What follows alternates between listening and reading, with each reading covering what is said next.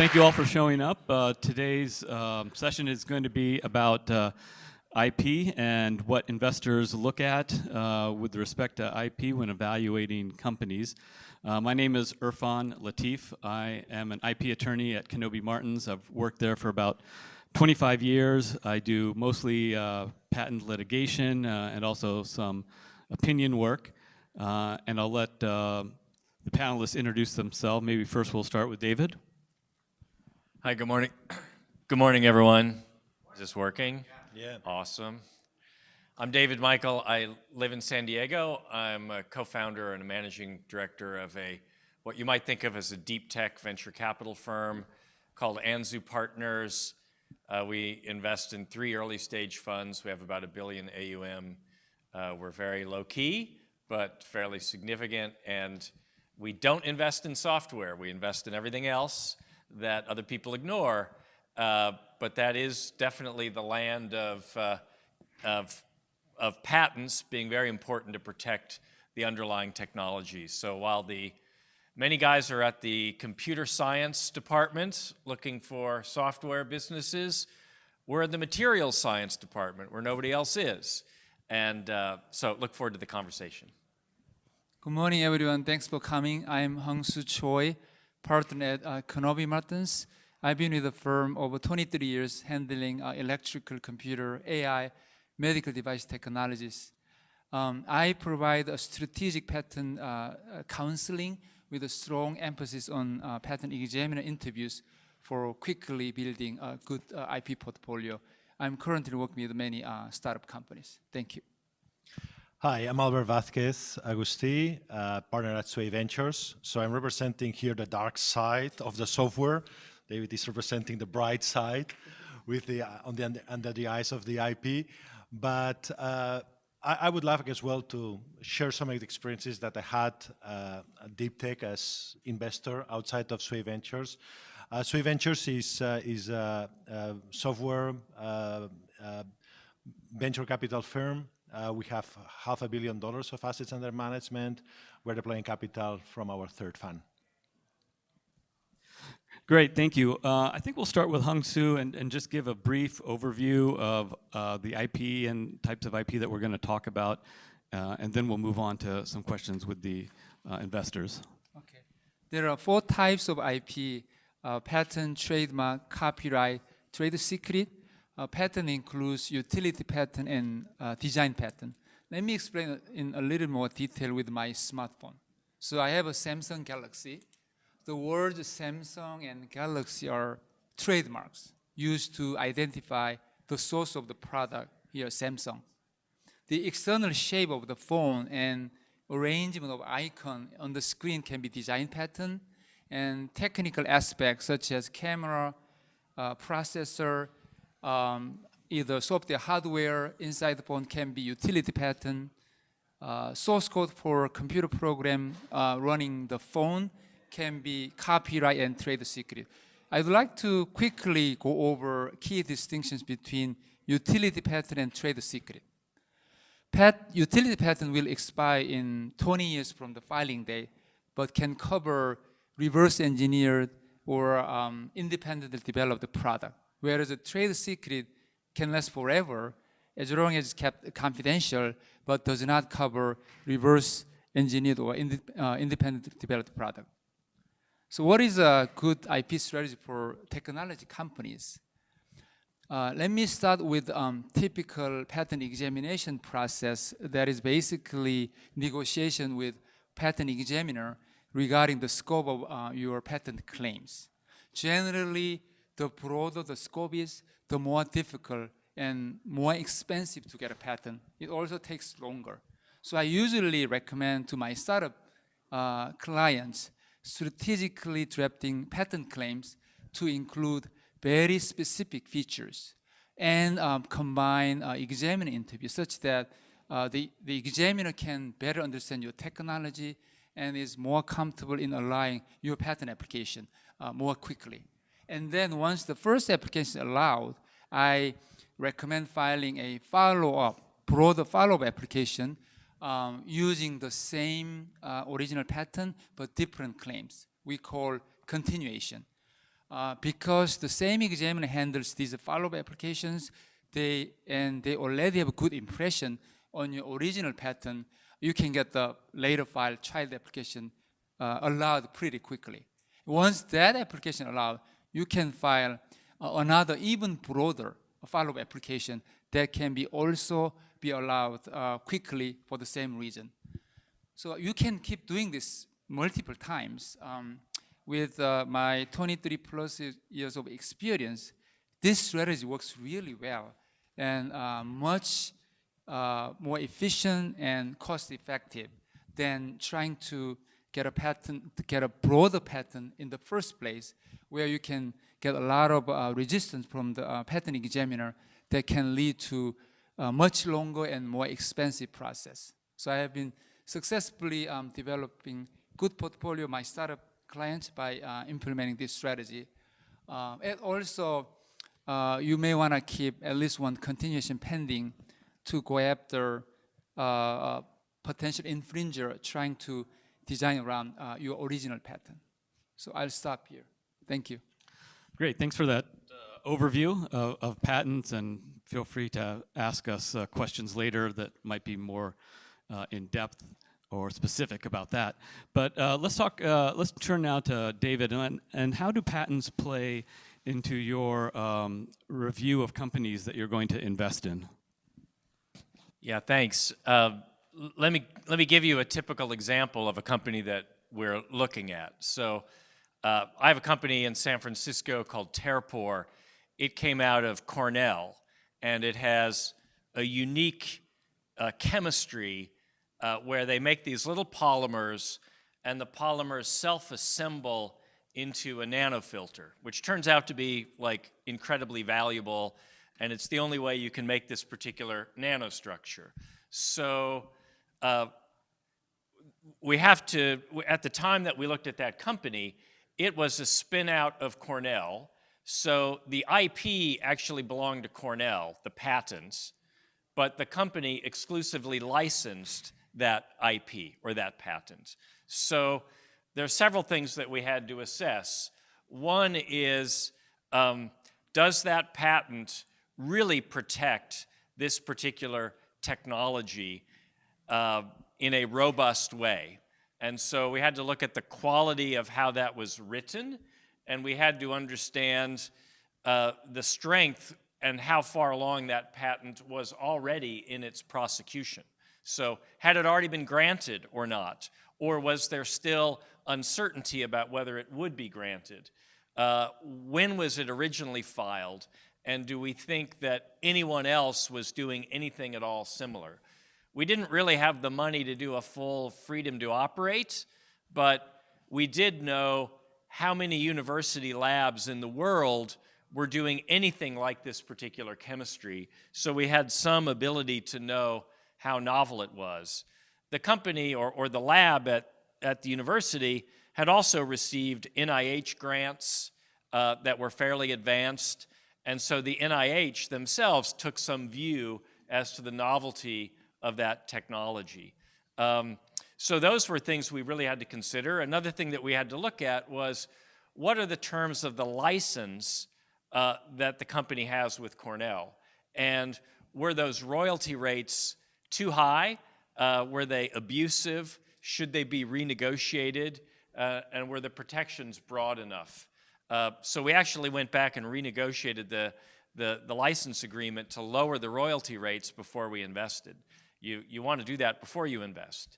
And then subsequently, the company began filing its own IP once it became a separate company, and it was building upon the same family of the core IP from Cornell, but extending it into different chemistries, different use cases, and we really had to think about how expensive that would be.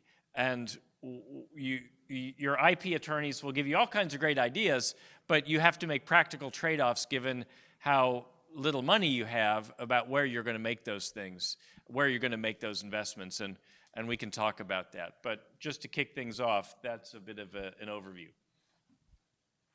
Yeah, thanks for mentioning that.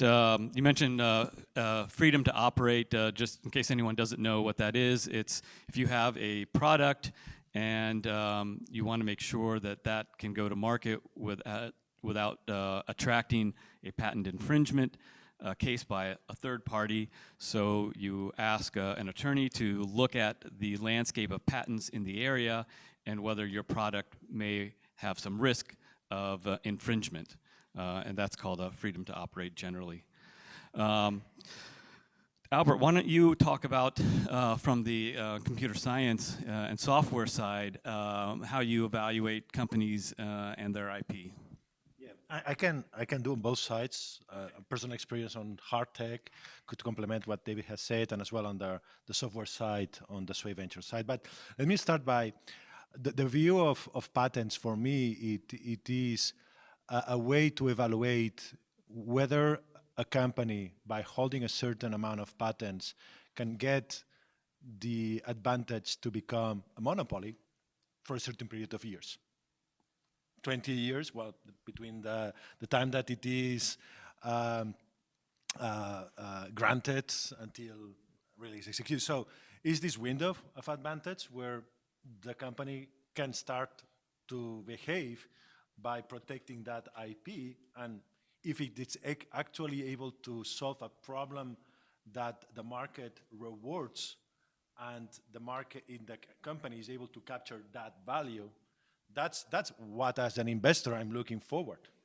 It is that a patent that would give the company an unfair advantage to have some barriers? And monopoly sounds a little bit scary, but at the end of the day, it's a legalized monopoly, what you are having, where you are able to generate that capture of value through the patent, okay? So I can go through the software side. Yes, we pay attention to patent. It's part of our scorecard when we're evaluating deals. Maybe on the software side, there is as well the area about things are moving very fast. So the topic about execution and some of the innovative approaches that are taking in software, the velocity questions maybe, whether that requires a patent, because software is moving very fast. Deep tech, I think that, yeah, the IP has stronger barriers for protection, because as well the market dynamics allows really to have different, I would say, less players to challenge this type of innovations, because they tend to be very much more niche on the wide areas that we have from the physical world. Great. David mentioned money and the costs of patents. Maybe Hung-Soo, could you just tell us quickly, kind of what are the costs that kind of may be prohibitive in patents, maybe like foreign patents and maintenance fees? It depends on technology, and it depends on how much information we get from our client. Typically, if you have a tight budget, you can start with a provisional application that requires less formality requirement. That's less, but formal non-provisional application, 1 year from the provisional application, usually it's a higher end. We say in AI area, maybe between 12 to 18K, depending on, again, the complexity. And then foreign filing, you start with PCT, maybe around 6,000. And then many foreign country, I see like 6 to 10K per country for direct filing. Yeah, so once you file in the US, you could file throughout the world, depending on where you plan on selling products and whatnot, and then the prices just go up because in every country you have to do different things. So that's one concern that many companies had. David, you mentioned the freedom to operate. What do you look for, or how do you evaluate what you get in a freedom to operate kind of opinion or result? Yeah, so Firstly, I would say that just because someone has a patent doesn't mean that there aren't many other ways to compete that aren't infringing. And so the monopoly may be on that little bit of technology, but that technology isn't necessarily the only way to solve a given problem. And inventors often forget that when they think about what they like to think their companies are worth. And it's, as a small company, even if you have a patent, I mean, frankly, big companies don't really care. And so there is no free ability to enforce a patent. You actually have to spend money to enforce it, and big companies are happy to infringe against a small company, knowing that they'll just bleed that company dry. So it is extremely important to have your eyes open about these things and to have the patent as only one aspect of what protects your particular product. So in the example I was giving of this company whose polymers self-assemble into these nanostructures, we do have patents on the polymers, but there's all kinds of trade secrets about how you actually manufacture that, which are essential to our underwriting of the investment. So it's got to be multiple layers of things, and patents can only be one part of it. You know, on the freedom to operate question, the real thing you're thinking about there is, am I going to get sued by somebody else after I invest in this company because we discover later that we're stepping on somebody else's toes? And so this is a dilemma that you face, because not all IP is published yet that somebody else may have, and it's very expensive to do a freedom to operate when you're making an investment. So this itself is a thing that scares away venture from investing in these types of companies. So you have to decide, either you're going to invest into a formal FTO, you're going to get the company to do some level of like quasi-informal FTO, or you'll just come to some high-level conclusions based on your own sense of the novelty of the patent. And you know, there's no perfect answer there when you draw that conclusion. The last thing I would say is that, you know, there are patent trolls out there that can completely destroy small companies, and I've seen real horror stories firsthand of that happening. That wouldn't have even necessarily popped up in an FTO. And patent trolls can kill you even if they have zero decent argument, simply because they make you burn through so much money. Yeah, let me just explain what a patent troll is. It's usually also called a non-practicing entity. So they go around and purchase patents from distressed companies or through bankruptcy, or they find a patent that some individual inventor owns. They buy it and they sue the whole industry on something like some Wi-Fi technology or some web-based technology. And you know, depending on where they sue you, it's, you know, you have to get lawyers to defend yourself, and so you have to do somewhat of an analysis. Do I want to spend $3 million trying to defend this case, or will these guys go away for $100,000 or some number like that? So that's takes up about 50% of patent litigation is done by these entities who purchase patents just to sue everyone on. Albert, can you talk about your analysis on freedom to operate and what kinds of things you've looked at? Well, I think that that's part of the underwriting process, because at the end of the day, as venture capitalists, we are risk adverse. People think that we seek risks. To the contrary, we are the most risk adverse people that you can find, and that's why, well, we have this nasty practice to say no to many of the ventures that we have conversations and discussions, because when we talk about the underwriting, it's that practice that where we do this assessment about what are the risks that we are taking by investing in that company. So you're clearly freedom to operate is one of the cases where is this company going to be infringing somebody else's patent?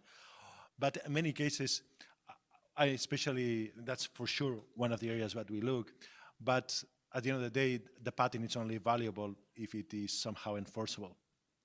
So in many cases it is, okay, what it is the ecosystem of players around that, because depending on what it is, the type of players, yeah, you will have different strategies of enforcement. So that's another area that I think that when you are really looking into the underwriting of a company that has a certain portfolio of patents, those are the two things. It's, yeah, freedom to operate, but as well the quality of the patent, and as well the capacity, I mean, of enforcement of the patent.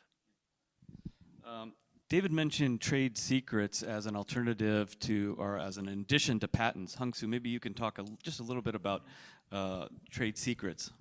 So trade secret is valuable information that is kept confidential with a reasonable measure. So, for example, top secret stamp, or saved in a safe, or limiting access to that information, that kind of thing. So as long as it kept confidential, it can last forever, as I mentioned, like such as Coca-Cola recipe.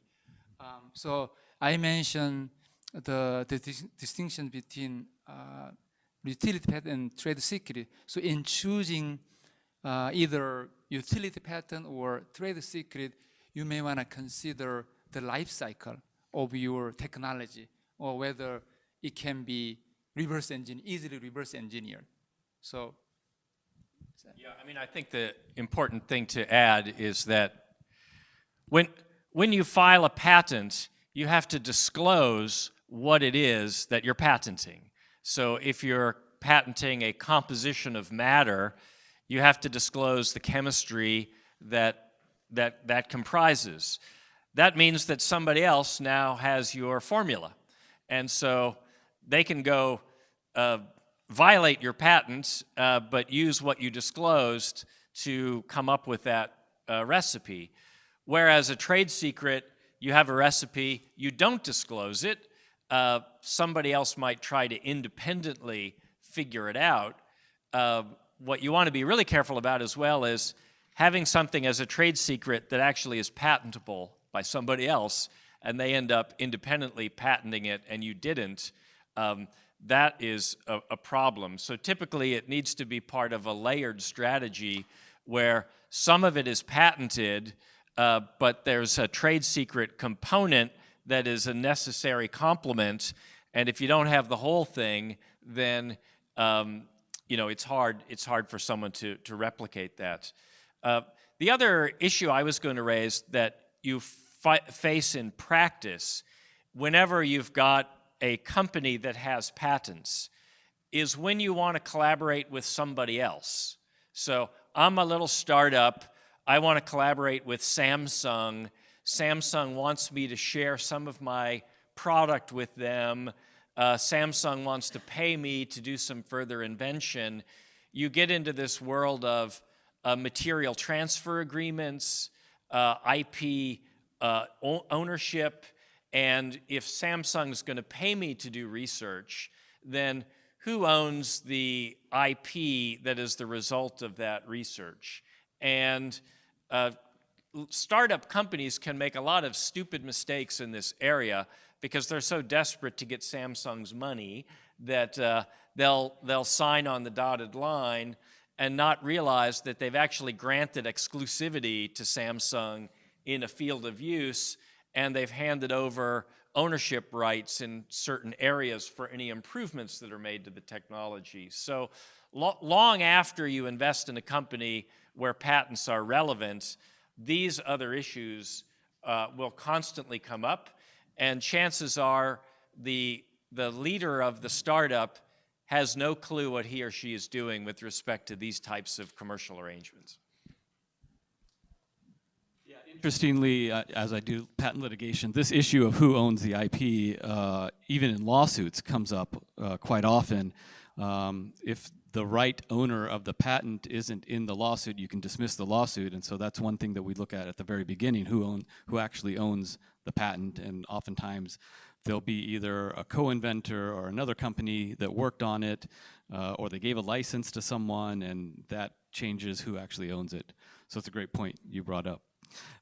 Albert, maybe you could help us talk about the advice you have to companies regarding their IP and how to grow their IP and protect their technology.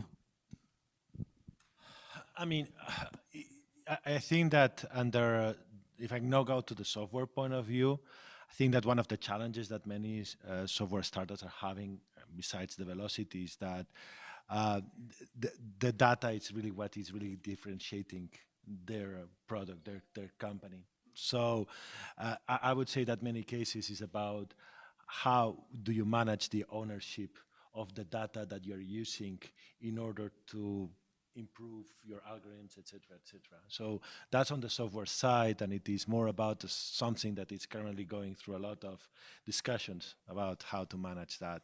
When I'm going into the side of more deep tech, and I can think, for example, of a company that I have been working over the years, that it is doing equipment for dry electropolishing of metal parts, where in that situation, we developed a portfolio of around 18 companies, and there was a lot of discussions about where to patent that, in what regions.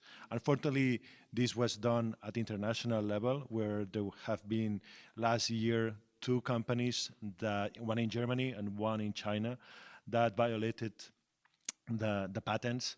And then we went through a process of cease and desist, and then start having the right authorities to really block the import of the competing machines to the markets that those were violating. So I think that, and these are companies that are more now in the $30 to $40 million of revenue, where you really have to have this international protection. And many cases what happens is that the more success that you have, the more bees you will attract to the honey that you have been developing. But on the other side, if you have that success, you have as well the resources to really protect and enforce this type of situations. What's your advice to companies that are just starting out and thinking about patenting and what to patent and how much to patent, based on, obviously the constraints of their budget and whatnot? Yeah, so hopefully in that scenario, the founder is a technical person who has already filed some IP, or whose lab, at a university has filed the IP. So it's usually it's a starting place that there's some patenting in place already, and the question is how to build upon that. Sometimes there's a scenario where an inventor has a great idea, but there's no IP yet, it's all trade secrets. And so in that instance, you've got some remedial work to do to figure out whether you can get some fundamental patents in place, or whether you think you can develop and sell the company just on the basis of trade secrets. So as an investor, you've got to think about what are the assumptions of what your exit's going to be, and do you really have to have a strong patent portfolio in order to make the exit work? Then it comes down to, if you come back to your original question of the IP strategy, you have both the need to prosecute the existing IP that's already been filed, and then to think selectively about what else could I capture creatively. And so when we invest in a company, one of the first things we ask is, what else is this technology good for? And because typically your inventor may know everything about their technology, but not so much about different ways in which it can be used. So if I take my little polymer company, for example, the inventor knows everything about polymers, but nothing about, like, bandages where a polymer could be used, or nothing about a certain biomanufacturing application where that polymer could be used. And so where we would see opportunity for extending the IP portfolio is if you can combine a fundamental technology with an actual use case in a different area. So, oh, this could be used as a filter for semiconductor manufacturing. What can I patent to protect that area? Or this can be used as a medical bandage. So should I patent in that area? That's important to our strategy, as we are often investing in what you might think of as a platform technology that's got multiple use cases. We also then kind of lastly have to think about geography and what markets you patent in. And you always have to leave something on the table because you'll never be able to patent everywhere. Well, I'd like to thank my panelists. We're out of time, but I think we'll be outside if anyone has questions, because there's another panel that's coming up here. I want to thank everyone for attending, and please meet us outside if you have further questions, or if you want to say how good of a job I did, I'll also be out there. Thank you so much. Thank you.